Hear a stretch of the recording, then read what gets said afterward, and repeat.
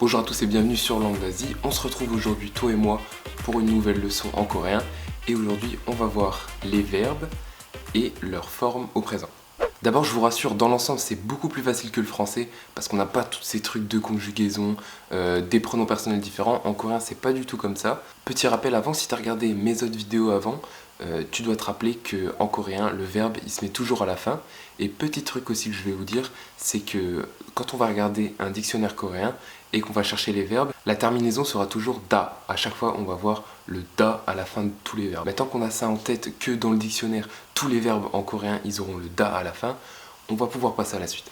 Et on devra à chaque fois enlever le da à tous les verbes pour avoir juste le radical et on pourra ensuite rajouter la terminaison du présent dans ce cas-là, dans cette vidéo. On va prendre un verbe par exemple manda qu'on va voir dans le dictionnaire, manda à l'infinitif avec le da à la fin.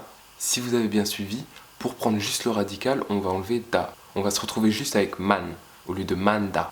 Si dans la dernière syllabe, la dernière voyelle est un a ou un o, la terminaison ça va être ayo. Et dans le deuxième cas, si c'est n'importe quelle autre voyelle à part o et a, on va mettre oyo.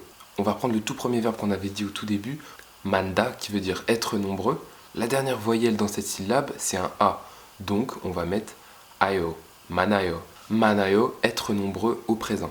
On va faire une petite phrase d'exemple. 오늘은 수업이 많아요. 오늘은 수업이 많아요. Et comme c'est au présent, ce sera aujourd'hui, les cours sont nombreux. C'est tout bête. On va reprendre un autre exemple de verbe pour que vous deviniez la terminaison. Choda, qui veut dire être bien, être bon. On enlève le da, on garde cho, on regarde la dernière consonne sur cette syllabe, c'est un o. Donc on se rappelle, o et a, ce sera ayo, donc choayo. Au présent, pour le verbe choda, on dira choayo. Autre verbe, ista, qui veut dire exister, être là, avoir. On va enlever le da pour avoir juste le radical, on aura is. Et là, on regarde bien, la dernière voyelle de ce radical, c'est le son i. Ce sera pas a ni o, c'est i. Donc une autre voyelle. Et là, on se rappelle, c'est oyo qu'on va mettre. Isoyo, isoyo. Nouvelle phrase d'exemple, j'ai un cours d'anglais. 저는 영어 수업이 있어요. C'est du présent, donc j'ai un cours d'anglais. Toujours la forme présent, j'ai un cours d'anglais. Allez, on va faire un petit dernier verbe pour la route. Hopta, on enlève le da, il nous reste le radical. On regarde et on voit que la dernière voyelle c'est un O, donc ni un O ni un A, ce qui va nous donner opsoyo, qui est pour info, c'est le contraire de isoyo, donc c'est ne pas être là, ne pas avoir, ne pas exister, isoyo, opsoyo, isoyo, opsoyo. Bon, voilà, c'est tout pour aujourd'hui.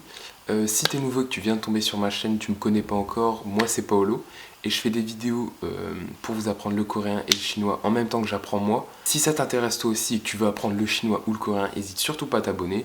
Tu mets un pouce bleu, vidéo tous les matins à 7h. On est très très chaud, on n'arrête pas. Donc voilà, moi je vous dis à tous une très bonne journée et à demain matin du coup. Salut tout le monde.